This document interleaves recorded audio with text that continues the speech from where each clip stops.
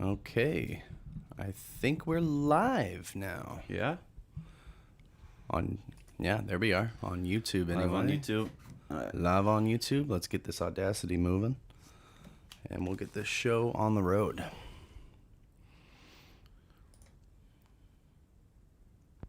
I forgot my intro. Who needs one of those? Wow, yeah. This really is the extra bit for fucking YouTube, huh? Yeah. The bloopers. Yeah, the bloopers. Those funny guys. Yeah. Hola, Pepsi Cola. You're listening to the Longshots Sportscast, Longview, Washington's #1 sports-related podcast, 23 weeks running. It's me, it's the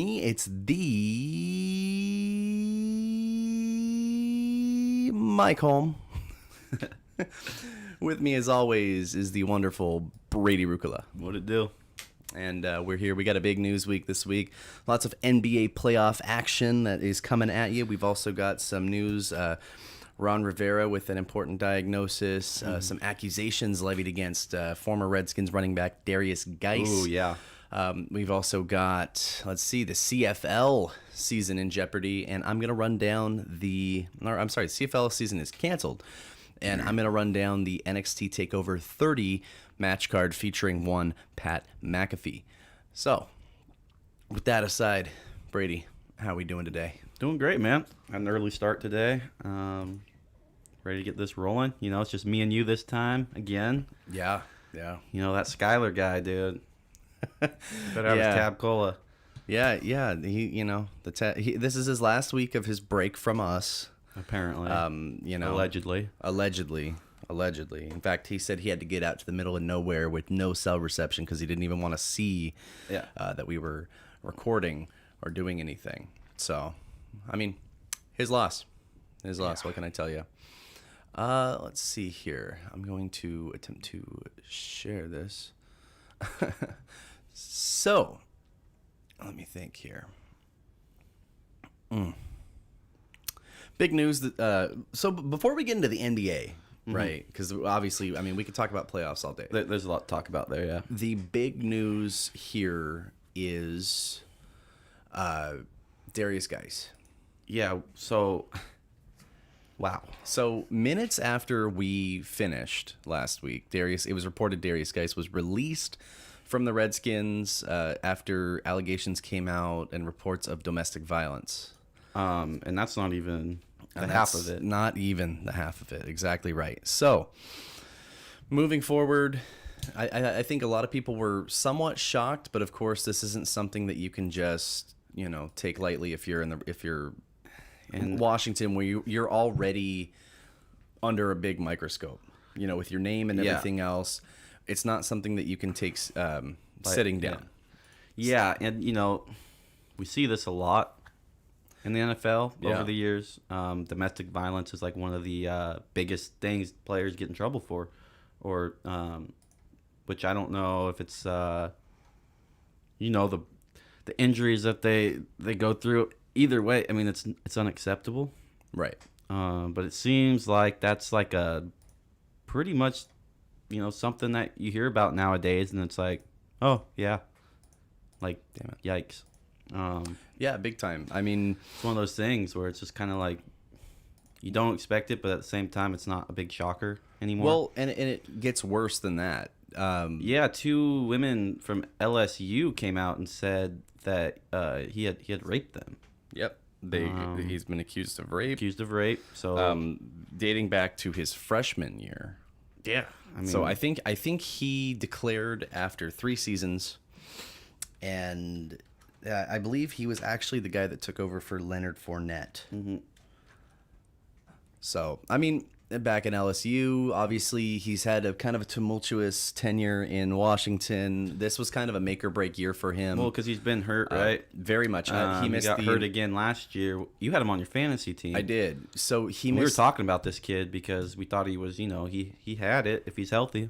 Well, he missed the entirety of his rookie season with a torn ACL. I think it was. That was 2018. And then last year he was primed to, he was going to be splitting carries with AP no matter what, but he wound up getting hurt in I think the first game or the second game. It was very early on. He was out for like 10 to 12 weeks. So obviously he was set to still split carries. But they've been drafting kids left and right. They got a rookie this year, I want to say. And they grabbed Bryce Love in, I believe, the 3rd round last year. So obviously, I mean, it's kind of a case where if you want it, you want it, but, or you can have it, but you gotta be healthy and you gotta show your worth. And he had some decent games, but there's just right now it's zero tolerance. So yeah, Bryce Love, and then they drafted they got Antonio Gibson this year. And so, I mean, I don't know.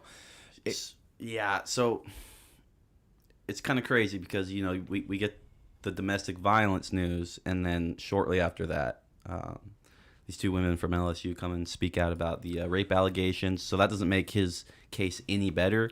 I mean, we've seen guys get in trouble before. I mean, not domestic violence necessarily to come back. I mean, obviously Ray Rice kind of set the precedent that there's zero tolerance for that anymore. But if there was any chance of him coming off of that, and obviously they are. I mean, we're not here to say he did this.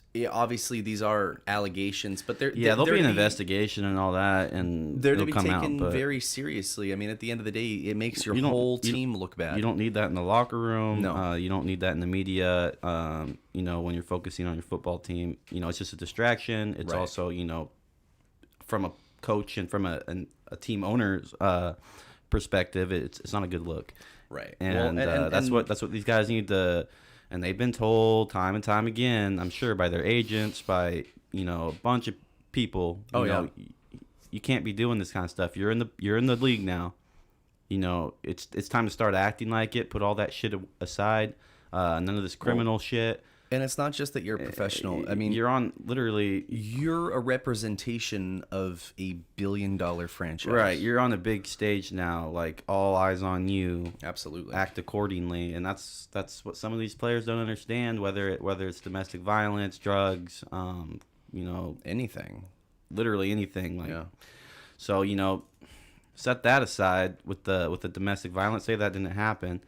Well, then you got these rape allegations coming out. That's and that right there. I don't know what happens with that because we've seen it in other sports like basketball. Yeah, Porzingis, right? Porzingis, yeah. This was just last year. Recently, there was an allegation, and all of a sudden we didn't hear about it anymore. So I mean, I don't know. They maybe figured that out.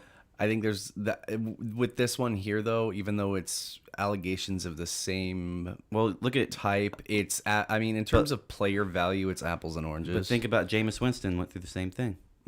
He's still in the league. You're not wrong. So it just depends on how much merit there is to that. I'm sure there's always an investigation. Depends on the merit. They are going to investigate Antonio Brown. It also depends.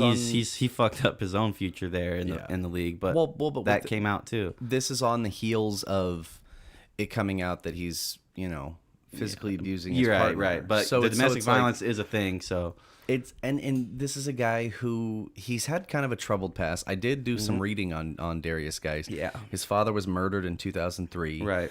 His brother was indicted on a attempted murder charge in 2016.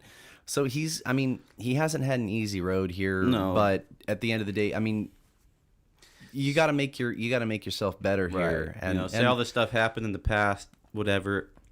I'm not saying the rape allegation I think is right. Right. I don't know if it's true or not, whatever. But coming in and then allegedly beating, what was it, a girlfriend, his wife? His spouse. I assume girlfriend. I don't think he'd be married. We'll just say his spouse. Unacceptable. Yeah. But we'll let that investigation go on. Regardless, it's not looking good. No.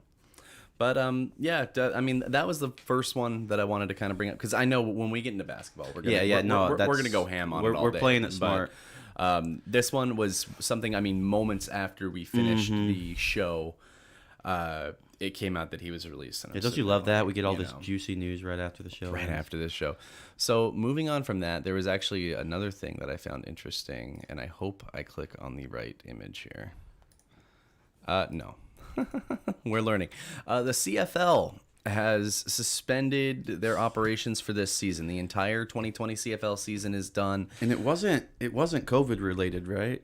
Not that I know of. Because that's the first thing I thought, because everything's getting canceled due to the pandemic. But this is in Canada, and I know they're doing better than the USA. This is COVID. Is it COVID related? Okay, yeah, I was gonna say it has to be, right? CFL is suspended which is interesting, merely for the precedent that it sets for the NFL. Now NFL is still going in. Matter of fact, there's teams that are like the Chiefs that are opting for limited capacity. Yeah, well, this is why stadiums. It scares me, because we're supposed to be starting up here. September 10th is the first game kickoff. Yeah. Obviously, preseason games this year. But they're already canceling college football. Was it Pac-10? Lots of conferences. Yeah, it's gonna. I think Big Ten's not doing the it only either. Football game that's even been played this year in the U.S. is like some school from what the hell is it, Utah or Idaho or something like that. Mm-hmm. But yeah, it scares me, because you're hearing about all CFL now. Can the NFL pull this off? I don't know. I really don't know, because how can you control it with the players and the staff? Like the NBA, they did a good job with the bubble and all that, but NFL is a little different.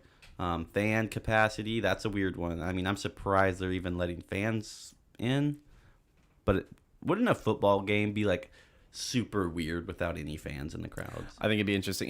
Weird? That would be more bizarre than the NBA, right? Well, I was saying it would remind me a lot of like Alliance of American Football. Right. Those crowds were pretty empty. Yeah. And you could hear a lot more hard counts and calls and on the defensive line and audibles. So I will say, here's what the CFL says. They issued a following statement Friday afternoon. That would have been last Friday. A few weeks ago, actually. Statement reads as follows: We appreciate the intense interest in our league and whether we will play shortened season this fall. At this time, we will continue to work. That's old. So they canceled us a while back, then. Well, no. That's it. That was before they had canceled. I'm dumb. Oh yeah. So initially, they had said that they were going to play a shortened season. Shortened season, okay. And then we're moving here. Canadian Football League is shifting its focus to 2021 and beyond after deciding not to play a shortened season this fall. Our league governors decided today that it is in the best term interests of the CFL to concentrate on the future. You think Commissioner it's Randy Ambrosi? You think it's like it's a money thing too, probably? Like they don't think they're going to be able to make much money? I think it's a health thing. I think Canada got hit harder with COVID than people realize. Okay. So they say we are absolutely committed to 2021. The future of our league and the pursuit of our vision of a bigger, stronger, more global CFL. Season ticket holders can expect to hear soon from their clubs with news on how they can apply for their deposits to next season and other offers, and the CFL will have lots to say in the days ahead on the next season, including the 2021 Grey Cup in Hamilton, which Ambrosi predicted will be the largest reunion in Canadian sports history.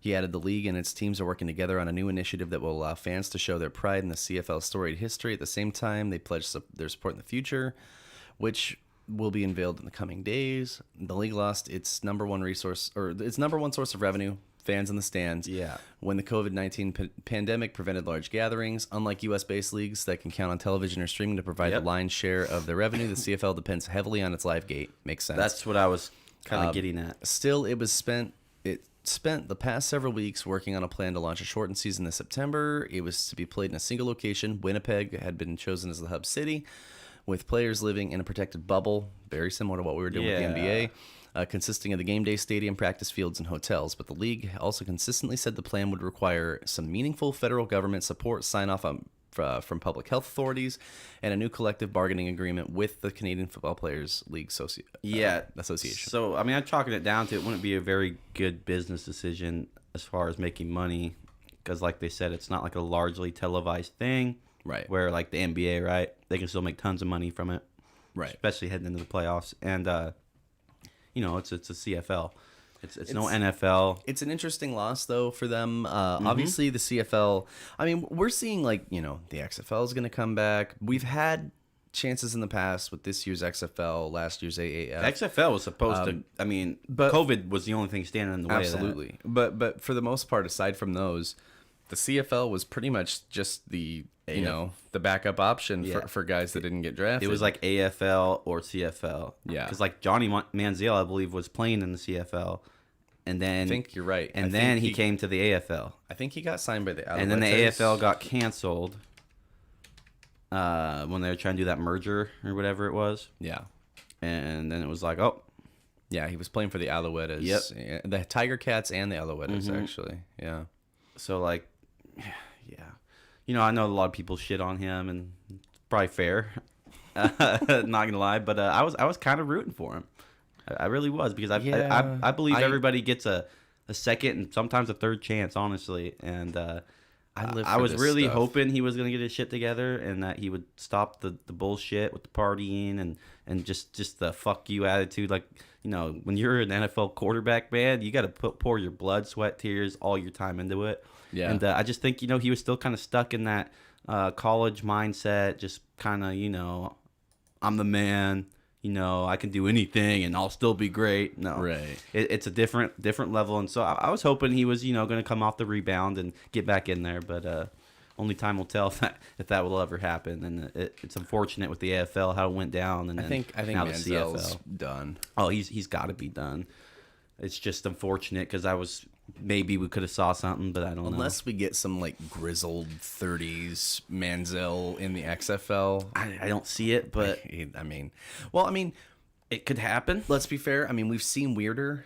Remember, I mean, Kurt Warner was an arena football standout, stocking grocery shelves when he got called up to the Rams roster and then becomes MVP. That's Kurt Warner. I mean, I know, but but who was Kurt Warner before he, you know, the greatest show on turf? Yeah, I guess you're right. He was a grocery clerk. But Johnny Manziel was supposed to be the man, though. He was grocery clerk by day, Iowa barnstormer by night. I mean, anything can happen. I mean, but here's the thing about the CFL. We see guys get rejected from the NFL for one reason or another, go light it up in the CFL and come back. Yep. It doesn't happen often. No, but it's, if you have it. Doug Flutie. Yep. Doug Flutie became an all-time CFL great. Yeah. Matter of fact, his CFL stats, if I recall, are pretty sick. Flutie was rejected for being too short. That's bizarre. The guy's like 5'10". Oh, I actually recall, I thought he was shorter than that. Making me feel like a manlet over here. But he has the greatest Hail Mary of all time, right? 5'10", that's like not even... Look at them nowadays. Look at the quarterbacks now. I thought he was 5'8" or something. Because isn't Kyler Murray 5'8"? Kyler Murray is shorter than him. Really? See, but that's the thing. But this is before like scrambling quarterbacks were a big deal and stuff like that. Yeah. Like I think in his era, when he first came into the NFL, because he actually went to the USFL in '85. He was I think a Heisman winner. Mm-hmm. And then this was when the USFL was. Their best line of competition was that they had all this money, all these billionaires, right? And they could just throw cash out at Heisman winners and big college guys. Steve Young goes to the USFL. Jim Kelly, I believe, because he didn't want to play for Buffalo. Funny how that turned out. Doug Flutie, Reggie White. I know I'm missing a few, but. It's funny because they were talking about Kyler Murray when he was coming to the league. Well, is he going to be too short? This and that. Is he? So Flutie goes to he plays 2 seasons for the Bears, 3 for the Patriots. Doesn't really get a lot of playing time. Goes to the CFL in 1990. From there, 3-time Grey Cup champion. That's their Super Bowl. 92, 96, 97. So he wins it once with the Stampeders and twice with the Argonauts. Then he's 3-time Grey Cup MVP, 6-time CFL MVP, winning it with 3 different teams over there. 6-time CFL All-Star. The Michael Jordan of the CFL. He's the Michael Jordan of the CFL. Like you. So then you take his numbers there. Listen to some of these stats. It's insane. And I know this. I mean, CFL can be small potatoes. His second season in British Columbia, he passed for 6,619 yards, 38 touchdowns, 24 picks, 5,945 yards the year after that, 32 and 30. So he's throwing picks, but then he's like Jameis Winston out there. But the year after that. 6,092 yards, 44 TDs, 17 picks. The year after that, 5,726 yards, 48 and 19. Then he's injured. 5,720, 29 and 17. The year after that, 5,505. I mean, this guy's putting up routine. I mean, and obviously it's not the NFL. No. But guys go over there. All of a sudden, this guy goes over there, 6,000, 5,000 yards, blah, blah, blah. And then, all of a sudden, at least gotta Buffalo give him a gives shot him a chance. from the NFL, Yeah, Buffalo. You got to give him a look. Buffalo gives him a chance. He gets them to the playoffs. This was their last playoff game until 2017, and then they sat him for Rob Johnson. And I know what everybody's thinking. Who the hell is Rob Johnson? And my point exactly. Yeah, I mean, it's just, I don't know. The CFL has proven to be an avenue for a couple guys. No, there's nothing wrong with it. I love the minor league football stuff because there's not enough of it, and I think the NFL needs an official one in the USA. Well, and it's always a bummer when we don't have. I think it's kind of bullshit, man. When you just lose, all you got is a practice squad or. It's just a bummer to lose a sport in general. I'm not saying I sit here and follow the CFL like a diehard, but I know people. I'm I know straight people up do. saying, dude, like the NFL, they need just like the AFL could have been. They need like an actual league that is like developmental players or players who like didn't quite make the cut to be in the NFL, but like here's a stage to put them on. Just like the G League and the D League. Right. Basketball. They need something like that official, Yeah. Which, I mean, XFL could be that, I guess. But, like, I just wish it was, like, I don't know. I just wish it was, like, under their organization, kind of. Let's move to something serious for a minute. This was... Oh, yeah. So this was reported last night. Washington football team head coach Ron Rivera has been... Just brand new coach over there. He was coaching the Panthers. He has been diagnosed with cancer, but plans to continue coaching, he told ESPN's Adam Schefter on Thursday night. Rivera was diagnosed with squamous cell carcinoma located in a lymph node, the team said in a statement. Rivera said the cancer is in its early stages and is considered very treatable and curable. Very good. That's great news. He told his players about the diagnosis in a team meeting Thursday night. As of now, he said nothing changes with his job. I'm planning to go on coaching, he told Schefter. Doctors encouraged me to do it too. They said if you feel strongly, do it. Don't slow down, do your physical activities. But everyone keeps telling me by week 3 or 4, you'll start feeling it. According to the Mayo Clinic, squamous cell cancer is a form of skin cancer. It is usually not life-threatening, but can spread throughout the body and cause serious complications. Rivera said he has a plan B in place, though he wasn't ready to divulge information. Washington defensive coordinator Jack Del Rio has been a head coach for 2 teams, the Jaguars from 03 to 11, and the Raiders from 2015 to 2017. No one else on the staff has had head coaching experience in the NFL. Well, Rivera met with Del Rio, who filled in for John Fox when he had health issues in Denver, about his plans for Del Rio to step in should Rivera have to leave the team during the week. Sources told ESPN if Rivera were to miss any time, however, it would likely be during the week and not on a game day, sources said. Rivera is also not in charge of any of the team's units, which allows for each side of the ball to have a level of continuity if he has to miss time during the week. From what I'm gathering is it's not like stage 3 cancer. Like it's not like you're gonna die within or you could possibly die. It's cancer though. It's scary. Yeah, cancer is scary. It's nothing to take lightly at all. It actually makes me feel really good because when you told me about this yesterday, I wasn't sure what kind of cancer, what stage it was in.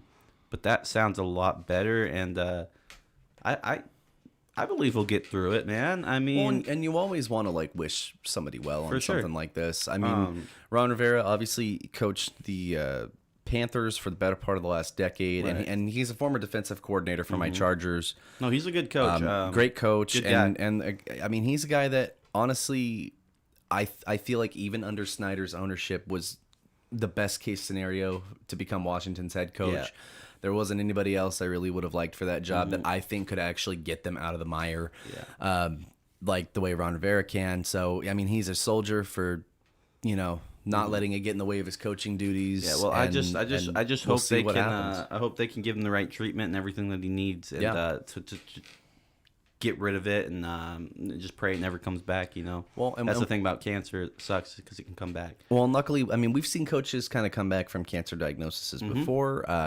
Chuck Pagano, when he was the coach in Indianapolis, and sometimes that gives rise for interim coaches to get another shot. Bruce Arians. Sometimes it gives the players little bit of chip on their shoulder, like let's do it for him. Yeah, do it. Well, and that's that was the spirit of the Colts in 2012. I think that was Luck's rookie season when Pagano went down with the cancer, and he had to step away for a minute. Bruce Arians came in. Next thing you know, Bruce Arians gets a job, Right. and that team rallied around. Do it for Chuck. Do it for Chuck. I think. Right. I mean, Rivera's not stepping down in any capacity and yet. I commend him for that, because that's a really, anybody can just go lay down and die, right? But like, no, he's like, no, fuck that. Yeah, he's sitting there like, I have a job to do and I'm gonna do it. Yeah. And cancer can fuck off. Exactly. Yeah, fuck cancer. Yeah. So good for Rivera. We're eager to see how this goes, and we're rooting for him all the way. For sure. Moving forward now, let me run down. We'll save basketball for last. Yeah, we'll do the last. You thing. and I will go on about the D-ball for like 45 minutes to an hour. Let me run down the card to NXT Takeover 30. Yeah, I want to hear about this. You were telling me a little bit yesterday, I am so excited. I want to hear it all. Spill it all. So this is the first NXT Takeover since was it June? We had NXT Takeover in your house. This is the second NXT Takeover done in lockdown, Pandemic formed.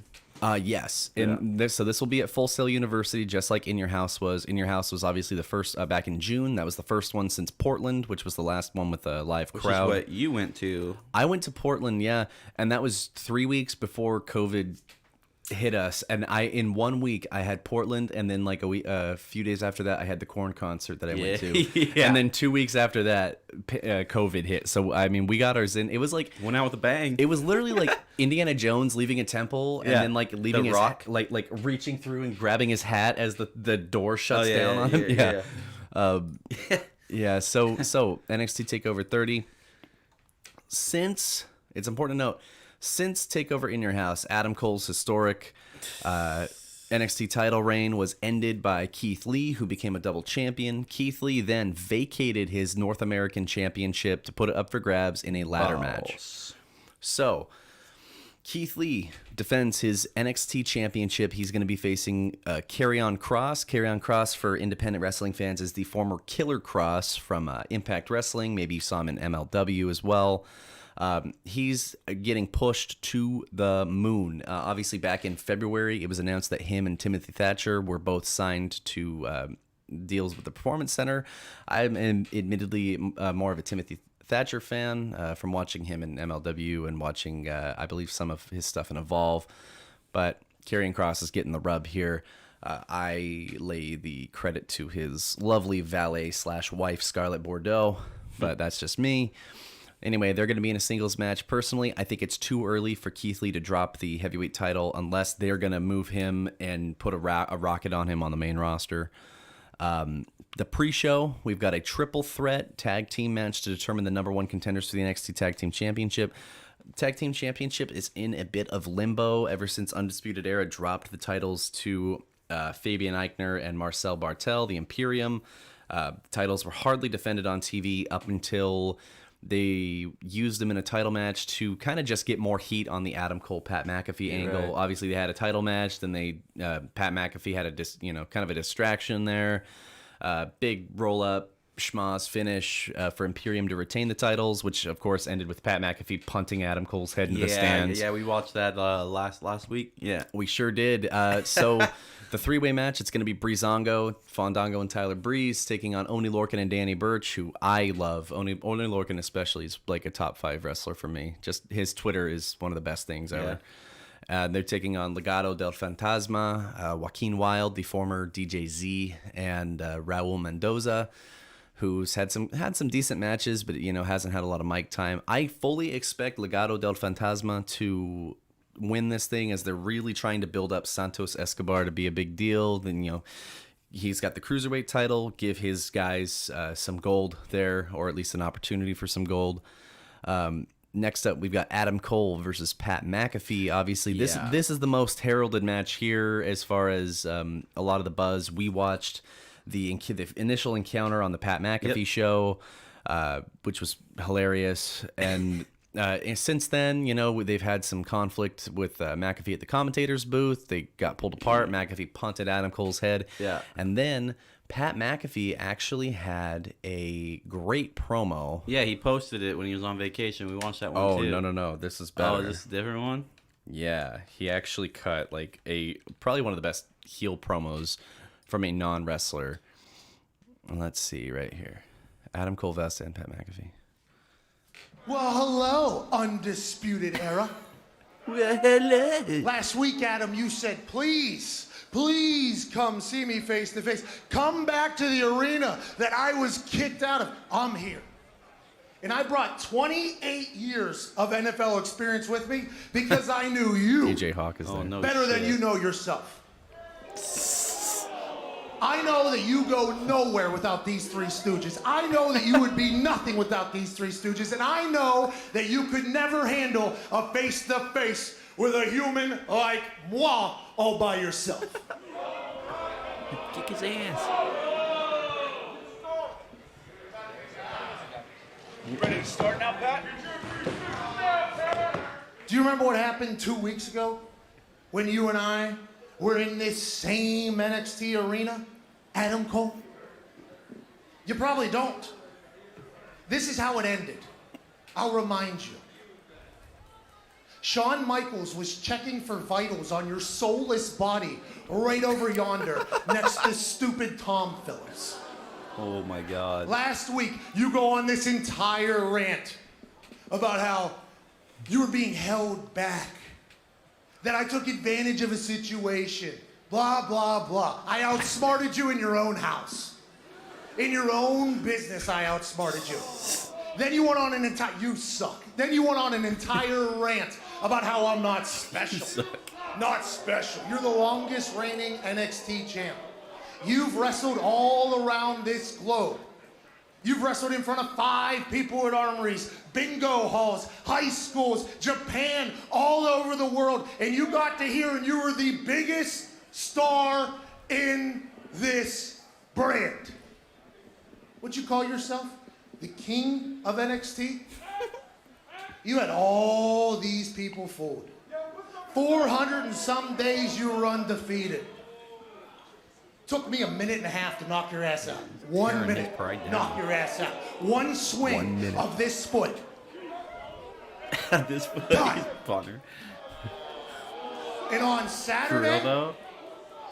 Saturday, His promo it's skills going to are end the good, same though. exact way Pat would kick that his it ended ass. 2 weeks ago. You're going to be left unconscious after probably throwing a temper tantrum, after losing your mind, after losing your cool, because you and I are different level humans. You only gave me 2 weeks to train for this match. 2 weeks! Yeah, that's right. Triple H gets on ESPN, the cerebral assassin who kicked me out, who says, well, Pat wants to be tough. I can make him famous. 2 weeks is all I'm going to need to beat you. And you're going to have to explain to the entire wrestling community how you lost to an outsider. Let me tell you how you lost to an outsider. Because you're great. In this world you are. But I am next level. Dude, the disrespect. Let's do it right now. Now, Pat. Now it's my turn.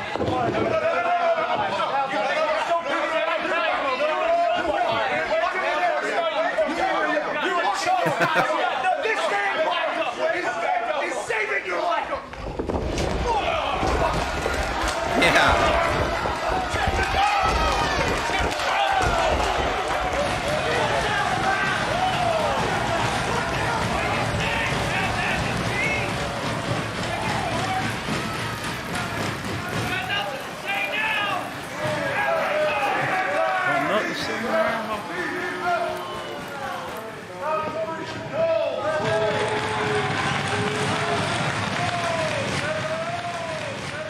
Let me tell you something, man.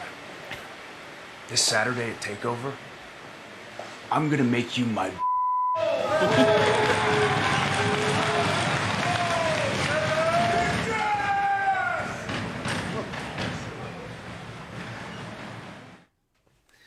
So, I mean, needless to say, Sucks because they're probably gonna have Adam Cole win it, but needless to say, I'm hyped as hell for that. yeah. I think this is going to be you already know the outcome, though. so fun.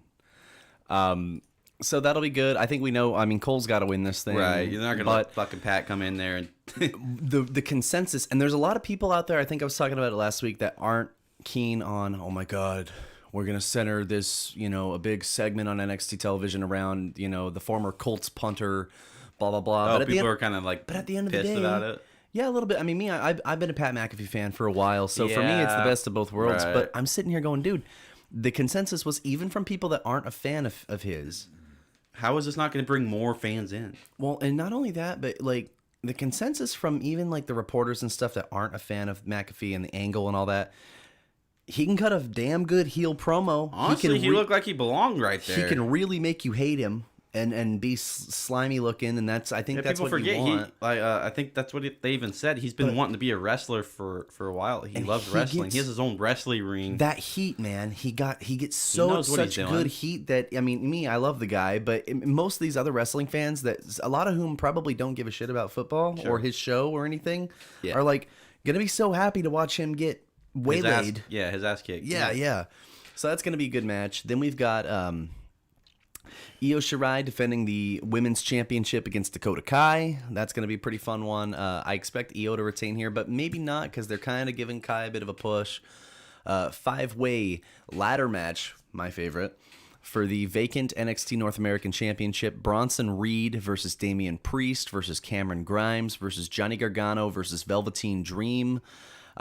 Obviously, Velveteen Dream is one of my favorite wrestlers, even though he's kind of got a lot of controversy surrounding him right now. I somewhat expect either a win for Gargano with his new heel persona, even though it's kind of just retreading old ground for him, or maybe Cameron Grimes takes it because they seem to really be wanting to push him. It's kind of been start and stop with him, but I really like him, and he's got a great finisher. Calls it the cave in. It's like a running or standing double foot stomp, just right to the chest. Ow. It's awesome. Cave your fucking chest in, huh? And then a match that I am low-key really excited for, even though they need to be doing more with him. Finn Balor, obviously he's had some great matches since he's come back, but no real high-profile feuds.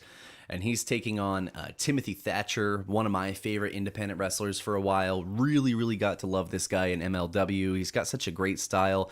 Tall, kind of wiry, but he's got enough muscle. Ugly SOB, but his grappling and stuff and his old school wrestling and brawling is awesome, and he's had some great matches with Oney Lorcan. I expect the same thing here with Finn Balor. So all in all, it's a surprisingly stacked card, and I'm excited, and I know what I'm doing tomorrow. So. Yeah, one of these Saturdays when they have big matches like this, I'll have to come over and watch it with you. I mean, it's always a hoot to sit and watch. Mm-hmm. A friend of the show, a friend of mine, Tyler, him and I just religiously watch this stuff. Also, let's see here. Moving on from that, I want to give a shout out to friend of the show, a good friend of mine, Colt Counts, who is helping us out.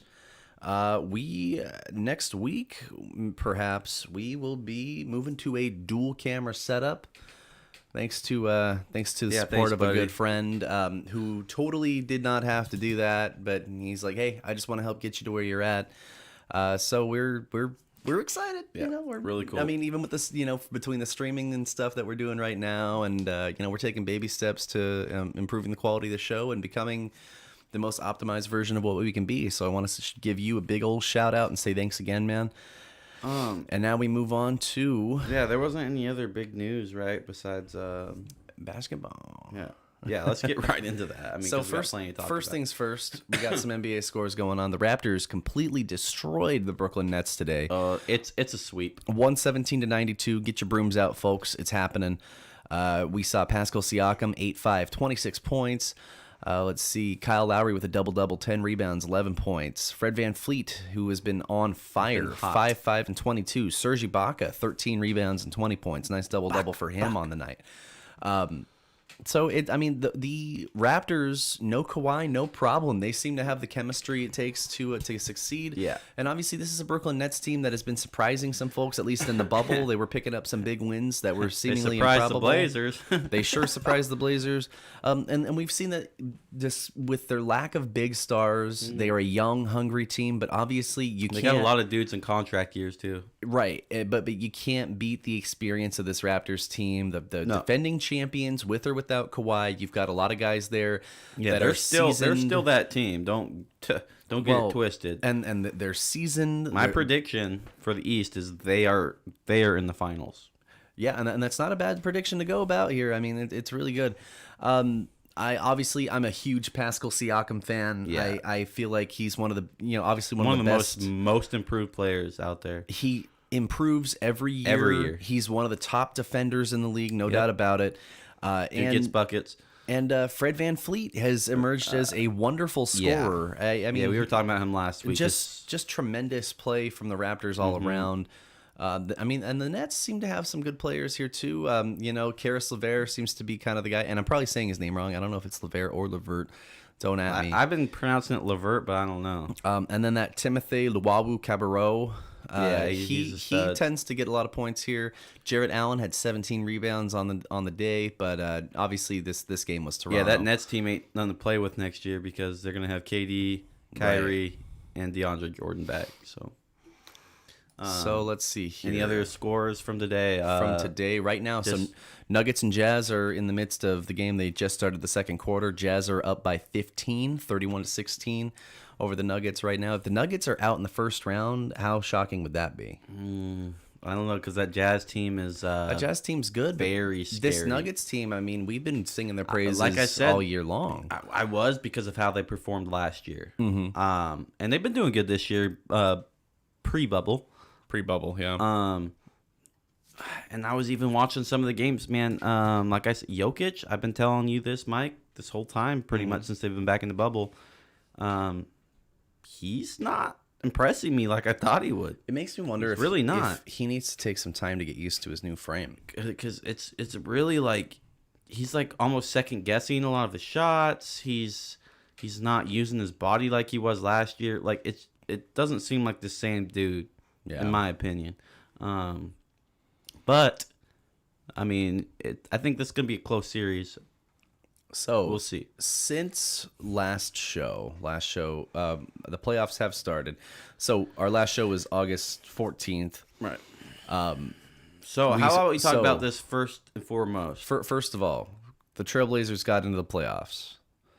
They beat the Grizzlies. It was a close showdown, but at the end of the day, it was the Blazers' day. Yeah, CJ put the team on the back there. Into the first round. Both East and West. Both East and West teams took game seeds. 1 against the number 1 seeds, 2 seeds. So the Magic got a very improbable win over the Bucks in game 1. They won by 12. And the Blazers picked up a hard-fought win against the Lakers. The Bucks were predicted to win by 13. Yeah, big time. And so it pretty much went the opposite way. This has not happened where the East and the West have both 8 seeds beat the 1 seed since 2003, and that was what, the Spurs? It was the Suns over the Spurs, and the Pistons. The Magic over the Pistons. Yeah. Mm-hmm. Interesting little series there. It's the Magic, huh? Outside of the Raptors, no kidding. That's funny. Outside of the Raptors and the Nets, I mean, some of these series seem a little back and forth. I guess the Sixers are up 2 on the the Sixers. Wow, the Celtics. Thank you. Are up 2 on the Sixers. But right now, Jazz and Nuggets, they're 1-1. Mavs, Clippers, they're 1-1. Magic and Bucks are 1-1. Heat are up 2 in the series on the Pacers. Heat are playing some good basketball right now. Rockets are up 2 on the Thunder, which makes me sad. And then the Blazers and Lakers are 1-1 right now. Talk about a soul-crushing game that we watched last night. Let's talk about game 1 first. So game 1. Yeah, let's get the good out of the way. Game 1, both teams played pretty bad. Yeah, definitely played pretty bad. I mean, played good defense, played good defense, but offensively, both teams were pretty bad.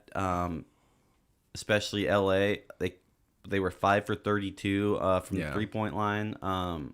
They're missing free throws. Contavious Caldwell-Pope legitimately had a triple single. He had 1 point. And then fourth quarter came. Everybody watched the game. Whoever's listening, obviously. Fourth quarter came and it was Dame time, right? Yep. You know, he hit he's like a 26-footer, he hit a 30-footer, and then he hit a 36-footer, and then he had a nice pass to Melo, hit a 3. Gary Trent had a 3, and then we were up by 7. LA gave up with like 40 seconds left. All in all, that game was just a fucking shit show by both sides. LA though, I was shocked at how they came out. It was their shots weren't falling. Mm-hmm. That's what it came down to, and ours did when it counted. Moving on from game 1, obviously Blazers took that, and then game 2, last night, probably the worst playoff game I've ever witnessed in my life. It was honestly And- such terrible basketball, and man. Both teams played bad, but LA played actually good defense. They played. LA played great defense, but man, Portland couldn't sink a shot. And when it came down to just them being down like 55-82, I'm sitting there like, LA didn't even need to play good to beat Portland. That like there wasn't a single. There was no shot. defense being played by Portland. There was no. We were taking the worst shots. Portland was taking the worst shots, contested shots all night, and even uncontested shots. They weren't falling. Well, Nurkic looked like he was in slow motion all night. Literally, when Portland came out, they looked like they were just like not. They weren't explosive at all, and LA was. LA came out of the gates like I knew they would. Everybody probably knew they would after game 1, and they took control very early. Nurkic, he looked like he was like fucking tired or something. Lillard, Dame wasn't hitting threes. Dame wasn't hitting threes. There was several easy twos that McCollum was missing. Mm-hmm. Oh yeah, he was. Nurk didn't hardly seem to have any energy. He was hardly going up to block. Yeah. Whiteside looked like he was in a different time zone. Sometimes he does that. He had just these dinky little floaters that were getting swatted out of the air. And then Anthony Davis came out the gate like just owning it. He was hitting threes. He was posting people up. He was disrupted. He was the doing paint it all. He was doing it all. He was a big problem. And LeBron didn't really have to do much because why would you? The way the Blazers were playing. I mean, he finished with like 10 points, like 5 and something. But it was just a really shit game, and it really looked like a high school basketball game. I mean, I'm telling. And then, unfortunately, they're around the end of the third. Lillard, he looked like he broke his finger initially trying to swipe a ball away from Anthony Davis, and he hits it on his shoe and it goes sideways. Anyway, X-rays came back negative, just a dislocation. Said he's ready to play. He's playing tomorrow, Saturday, 5:30. Everybody watch it. Thank goodness. And we'll go from there. The only silver lining that I have from this game is that our starters didn't have to play a whole lot of minutes because we let that game go from when we stepped out on the court. So now they get some rest. We've won 5 straight. We were due for one bad game. This is the worst game all season, if not the worst game that I've seen the Blazers play in recent years. And it's cool. It's cool. Now the series, it's even, right? It's even. They're not going to come out there like that again. Right. But the Lakers were also they were hitting shots. Caldwell Pope, like you were saying, he was stroking threes. He got really hot in game 2. I think a lot of people making fun of him in game 1 kind of got to him. Well, exactly, and everybody. I mean, you have to know like the way the Lakers shot in game 1. That wasn't gonna happen the whole series. No, it's just like last night with the Blazers. That's not going to happen the whole series. No. It's going to be a series. It's going to be competitive because I tell you, like last night, that game was over in the first half. It was over. I mean, the Blazers didn't even score 40 points into the first half. Like, nobody scored over 20. The closest one was Dame at 18. Yeah. Yeah, man, it was really a shitty playoff game to watch. Like, I mean, I know it's the 1 seed and the 8 seed, but it never looks like that. It never looks like that. Like, I mean, they got blown out by 30 points or so.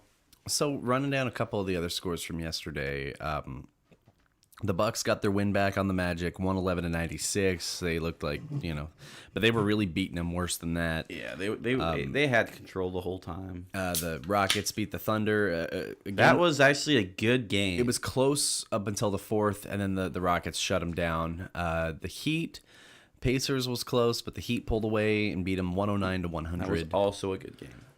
So they're 2 up on the series. The Mavericks got their win back on the Clippers, and they were demolishing them in the second game, 127-114. Clippers tried to make a comeback a little early, but it just was not to be. Pretty decent stat line there. I mean, Tim Hardaway Jr. got fouled like crazy. Yes. So he was at the line quite a bit. Porzingis did not get himself teed out. So he ended the night with 7 rebounds and 23 points. Doc Rivers and the Clippers, they need to take this team serious. Because Seth Curry had a nice little 15 points out there. He was looking pretty good. And, of course, Luka, 8, 7, 28. What else do I need to say there? Yeah, Lucas came out with 70 points combined in these last 2 playoff games. Kawhi and Paul George both had a double-double, but Paul George could not shoot to save his life that game. Yeah, we did not see playoff P, as they call him, the other day, no. Lou Williams had a good little game, 4-7, 23 points. Yeah, former 6th man of the year. Kawhi Leonard, 10-2, 35. Pretty decent stat line for him. Yeah, but Kawhi. I will say he was quiet that game. It wasn't like, No, it was a quiet... it wasn't like, Kawhi's destroying and he wasn't torching at all, but the Mavericks kept the lead, and they held the lead the entire game. It just they needed it back, especially after they took a bit of a beating in that first game. I mean, they tried to come back in that first game, but it just wasn't going to happen. They got outscored pretty early on in the third, and it just wasn't going to happen. So so far since the playoffs have started, it's been pretty even, or at least pretty close, except for that game 2, the Lakers in Portland. That was just a blowout.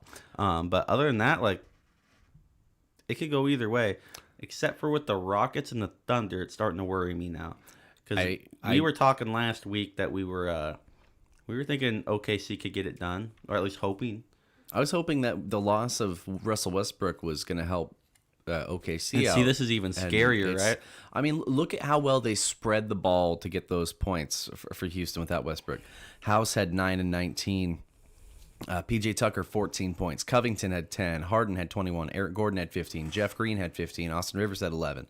That's really, really good ball movement here. That's what worries me because, Shea... if you have the star player out, besides obviously Harden, Right. got Westbrook out on the... You guys need to take advantage and win these games. I mean, here's the thing. Shea Gilgeous-Alexander had a great 31 points. He played really well, but Chris Paul has been noticeably quiet these first 2 games. Chris Paul posted a stat line of 6, 2, and 14 in game 2. His assists are pretty much it, because he's not Game 1 attacking like he should. Posted 10. I guess he was 10, 9, and 20. So he turned it up in the second half. But that first half of that first game for Chris Paul was pretty ugly. He ended on a high note with a double-double, but it was too late. They just weren't going to come back off of pretty bad first and second quarters, to be honest. What do you think happened? So when is Westbrook supposedly supposed to be back? Well, let's find out. Wasn't it like was it a shoulder? Was that what it was? Mm-hmm. Because it looked like they have no problem handling OKC with that rest. So let him rest, maybe, the whole series. Well, let's see here. Russell Westbrook. I say let him rest the whole series. They're handling business, right? Houston Rockets superstar point guard Russell Westbrook may not play in Game 3 against the Oklahoma City Thunder, but it appears he's getting closer to making his return. Rockets head coach Mike D'Antoni told the reporters on Friday that Westbrook is planning to get on the court to do some running and drills. The former MVP is recovering from a quad injury that kept him out of Games 1 and 2 of the Thunder series, per Royce Young of ESPN. Rockets are up 2-0 on the Thunder. Houston might as well play it safe with Russell Westbrook after winning Games 1 and 2 fairly easily without him. The Rocket star has stayed involved with the team while on the sidelines. Rockets will face either the Lakers or the Blazers in the second round of the playoffs, assuming they both finish the Thunder, or assuming they finish the Thunder off. Houston is going to need Westbrook against the Lakers or Blazers, so the team would be wise to to rest the former Thunder star as much as possible until they really need him. This is where I'm getting. Yeah, so I don't think you need Westbrook for this series, and it's kind of an embarrassment for OKC. So it says here, Westbrook appeared in 57 games during the regular season for the Rockets. He averaged 27.2 points, 7.9 rebounds, 7 assists, while shooting 47.2% from the field, 25.8% beyond the arc, and 76.3% from the free throw line. In 4 seeding games at Disney World, Westbrook put up 24.3 points, 6.3 boards, 7.8 assists, and 36.2 minutes per contest. In hindsight, the Rockets may have played Westbrook too much in the seeding games. Well, and I've also noticed with Harden and Westbrook, it's been conflicting sometimes in some games where they just, one of them goes cold and the other one's hot. Right. So it may not even need, I don't know. If I'm OKC, though, you need to win these games without him in there. Mm-hmm. And now that you're not, what happens when he's back? I think they can do the series. I think the Rockets can. I don't know if they'll sweep them. I have a feeling OKC will take Game 3. Yeah. But if they don't, they're done. In my opinion, they're done. Yeah, I mean, you go down 3-0. Mm-hmm. It's just not when James Harden's carving you up like a turkey. I mean, it's not going to happen, I don't think. I mean, it wasn't even really James Harden last game. He's the brain child. He's a facilitator for sure, but OKC can't figure it out, and it's disheartening because I was really hoping Chris Paul would come out with a vengeance, kind of, and take control, but it is what it is. I was hoping for a more competitive series. So far, it hasn't really been. It seems like it's always been in the Rockets' control every game so far. Right. Whereas, other games like Orlando and the Bucks, right? Orlando got them Game 1. Game 2, the Bucks got them. How much did they win by? It was Bucks got them by 15. Yeah, it was by a decent margin. And I don't think they. But like the Orlando was still hanging in there pretty much the whole game. But I'm liking some of these series, man. They're not like too predictable yet. So a little bit of brief football news here because we were talking about it yesterday. More Chargers news, I guess. So anybody who's tuning into Hard Knocks knows that Melvin Ingram was sitting out of practice. He then returned to practice yesterday, and it says here that he signed a adjusted contract yesterday with the team that guaranteed this year's salary. That was a driving force in his return to practice. We'll see what it means regarding a push for a contract extension. This is wonderful news. Obviously, when you're looking at the defensive, that defense for the Chargers, Do you think he returns without that though? I don't know. It's tough to say. I mean, here's the thing. Ingram's stats don't necessarily jump off the page, at least not last year. Obviously, Joey Bosa and Derwin James are kind of the guys that you're looking at. But he has a great veteran presence on the defense. He's been with us since 2012. And he's really a leader on that defense. Without him, I think that he would be a huge hole that you're not really going to be able to fill. They were kind of preparing for the possibility of him not playing. I guess Uchenna Nwosu bulked up to 250 and was getting ready to play DN. And that might still be a possibility to sub in because we do run like a 4-3 scheme. So it'll be interesting to see what happens. Uchenna Nwosu, for the large part, I think has been a bit of a letdown as a second-round pick. So hopefully this is a year where he can kind of get his win back and we can see what we have in him. Josh Kelly, 4th-round rookie, is practicing with the ones. He's having a good camp so far. According to Anthony Lynn, he learns quickly. Chargers left tackle Sam Tevy called newly acquired defensive tackle Linval Joseph a running Coke machine. As in soda. Yeah. Tough to top that quote. So. Apparently he's drawn some big-time double teams in practice, so I'm happy about that. We haven't really had a great presence at the nose in a while.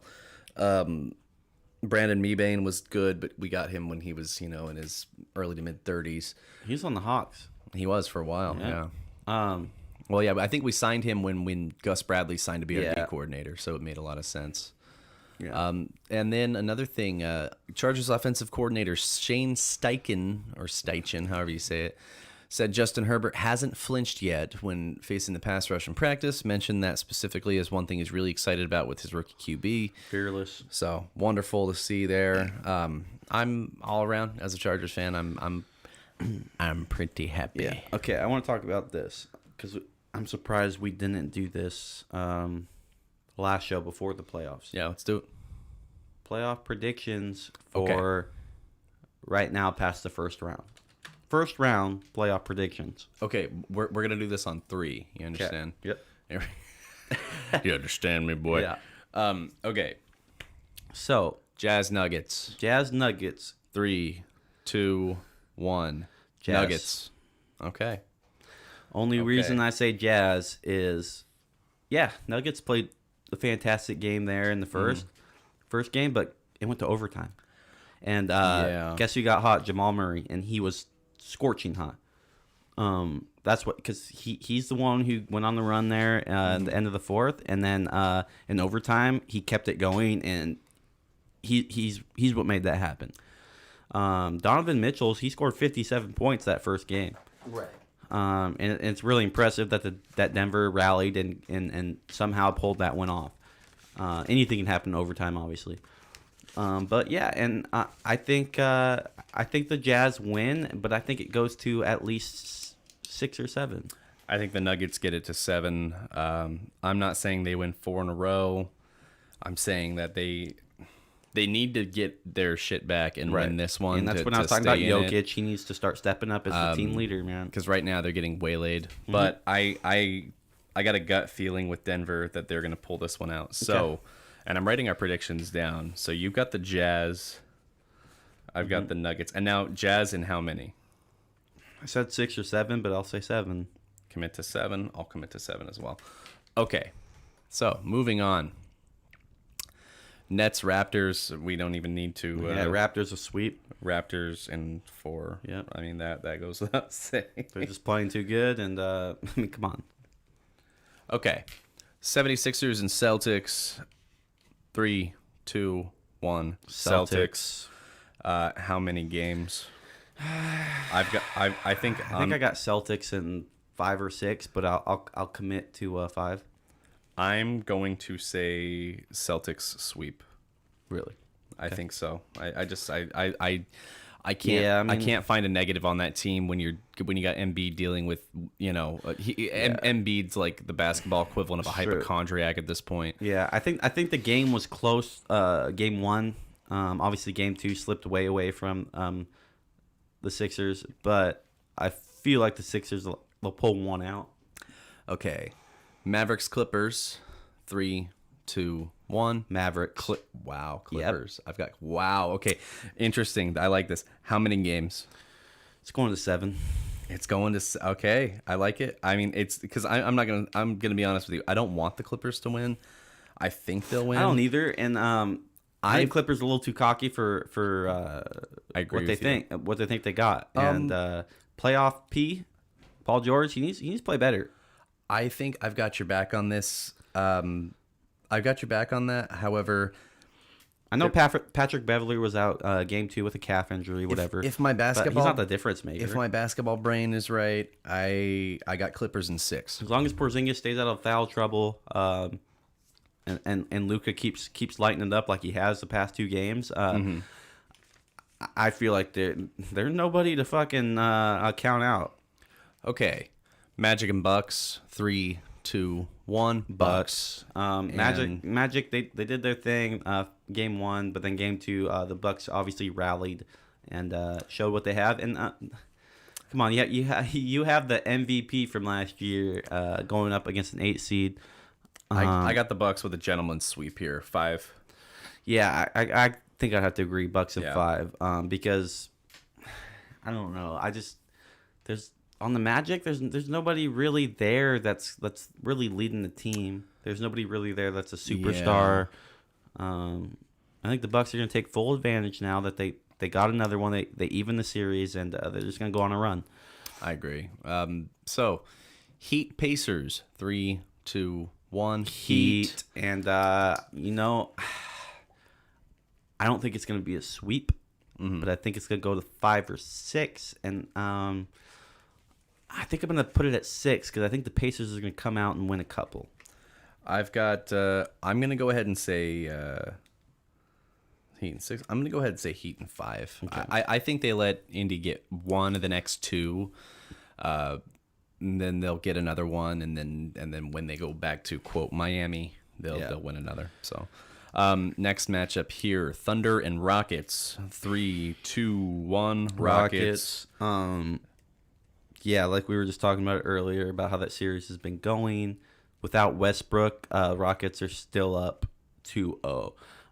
It's kind of hard not to call a sweep here, so I'm gonna have to say it's gonna be a sweep. I just wrote down a sweep as well. Yeah. I've got the Rockets in 4. As much as I hate it because I don't like that team, I'm remaining unbiased in my predictions. I could be generous and say 5 just to say without Westbrook playing in Game 3, but I'm gonna be saying it's a sweep because they've been really doesn't seem like they've had trouble at all with them. Now the fun one here. Blazers and Lakers. 3, 2, 1. Blazers. Lakers. Yeah, I can see that. Obviously, I might be a little biased because I'm a Blazers fan, but I just have to. I can't bet against LeBron in the first round. Everybody knows here I'm a LeBron fan. I love him. I want the the Blazers to win, but I can't. Yeah. LeBron is so. He's like the Peyton Manning of football, or I'm sorry, of basketball. His his basketball IQ is so good. But and I say Manning instead of Brady on purpose because the way Manning could sit there and even when he's down, even when he's not on the field, analyze a game. How Manning might have the record for most audibles in a career. You know what I mean? Because he's such a coach quarterback hybrid, and I feel like it's the same for LeBron. When every minute he's not on the court, he's coaching. He's coaching, and he's sitting there and he's getting guys to hustle. And you know that even coming off of a game where they had horrible shooting, and obviously, you've only got 2 guys that are real genuine playmakers. But coming off a game where they had horrible shooting, LeBron is sitting there and probably was hammering it into guys more than Vogel. Yeah, hey. Work on it. Stop getting so sloppy. And we saw a lot more accuracy from guys that were having trouble in game 1. However, the Blazers have a lot of moxie. Damian Lillard is not a guy that I'm willing to bet against in any capacity. I have the Lakers in a very tough 7 games. Yeah, I have Blazers in 7. So definitely we both have a consensus that it's going to 7. It's going to be a back and forth. It's going to be a really tough series. They're going to get wore the fuck out. I just feel like the Blazers, they got it over with, right? They were hot since they went into the bubble. They were probably the best team besides the Suns in the bubble, in my opinion. Obviously, Damian Lillard being the MVP of the bubble by far. Don't count these guys out. They're not scared of the Lakers at all. They're not. They came out game 2, couldn't hit a shot. And I'm gonna chalk it down to that. And then obviously Lakers were gonna fucking rebound off of game 1. You know, you can't. That's not acceptable how they played, how their shots weren't falling, how they were playing kind of timid. I'm gonna go ahead and post this to the page in real time on the show. But I think the Blazers are really gonna duke it out, and I think they're gonna get it, man. I think they're gonna get past them, and it's gonna take 7 games. If they do, I'm here for it. If they do.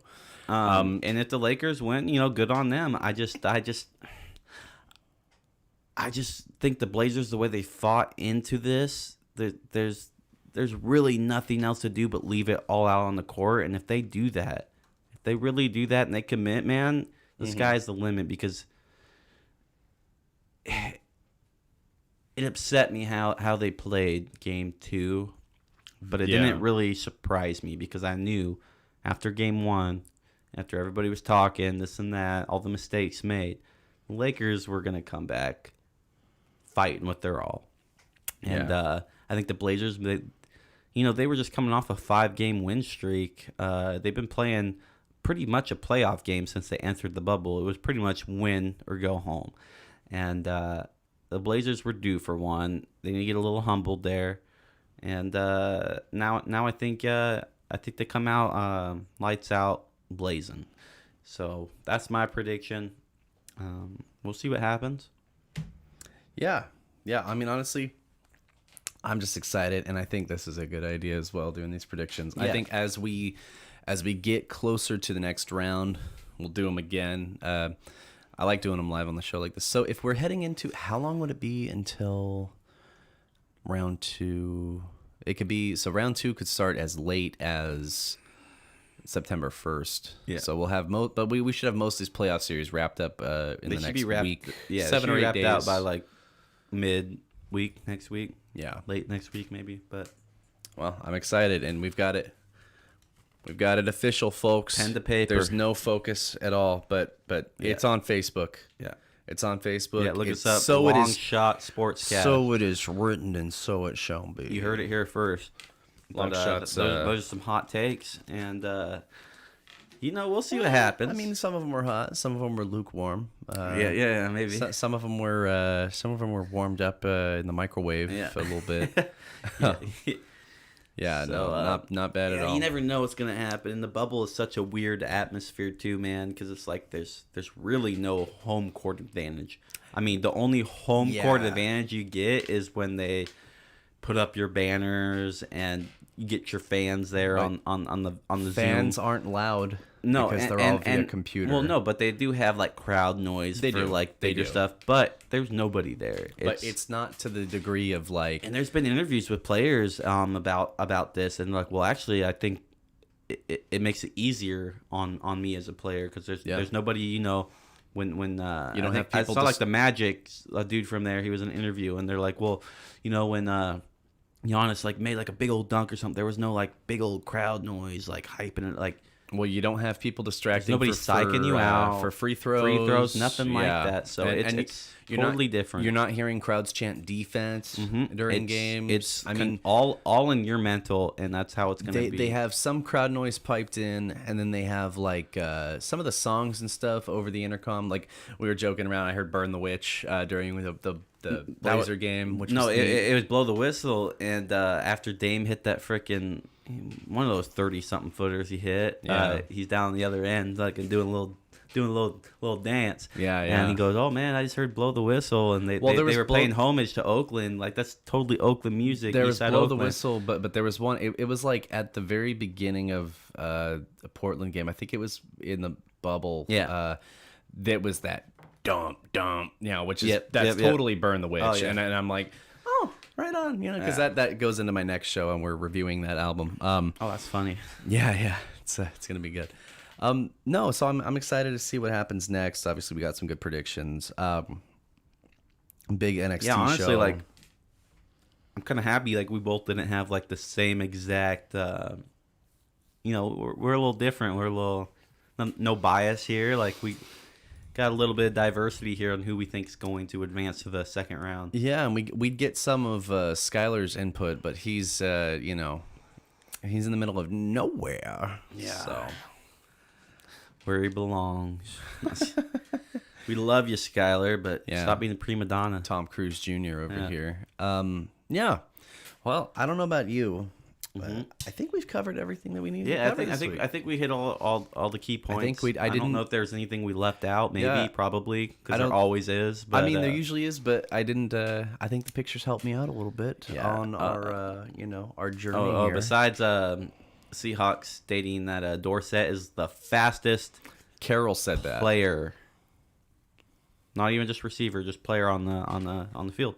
So that could come to our advantage. I'm really excited for Seahawks football this year. I'm sure a lot of you Northwest fans are too. I'm sure we're all excited for football. It's real close. I'm sure a lot of our Northwest fans are sitting there listening to you go Blazers in 7, and they're like, yeah. I sure hope so, because there's a lot of Northwest fans around here. Who Sure are, man. Yeah. So I don't know. I think we covered. I was trying to share my energy. I was even repping Portland, and that might have been what did it. Yeah, no, that might have been what did it. We were honestly due for. I mean, I wasn't expecting that, a 30-point blowout, but so much shit. There was an imbalance in the chi, dude. When we came out, I was even saying, I was like, why do we look so not nervous, just like lazy, lethargic? Everybody looked like they were just like looked like gassed or something, or just didn't want it that bad. Like jet lag doesn't exist. No, it was did you guys all just like get drunk after game 1? Did you guys just party and I heard something about them, they weren't able to practice the next day or something. I don't know, man. But I don't think that would even matter, because once you get a game like that against what everybody's predicting to be the championship team this year, the Lakers, No, you need to fucking stomp on the throat after that, and that's just not what happened. And we're not expecting a sweep, so yeah, I think it's gonna be a good series there. But yeah, I think we covered mostly everything we want to talk about. I'm just excited for more. Yeah, I mean, I'm just loving all the basketball. Let's go to 7 every fucking series. Yeah, why not? Why not? I mean, we'll watch it at work. So. Yeah, that's all we've been doing. Absolutely. Well, that concludes another wonderful episode of Longshots. Definitely tune into NXT tomorrow, and if you are watching us on YouTube, stick around, because in about the next 20 minutes, that's right. Mike and Jace's Music and Garbage is starting up. I'm doing a double header today, so busy. Hit that like button, share it, tell your friends. Absolutely. Share us on Facebook, and we are everywhere. Spotify, Google Play, Apple, you name it, Stitcher. Stitcher Radio, Podcast Addict, and Podbean. So, for Brady and our Tom Cruise Jr., I just want to say thank you, and we'll see you next week. Yeah, have a good weekend. And stop. And this is another extra bit for YouTube.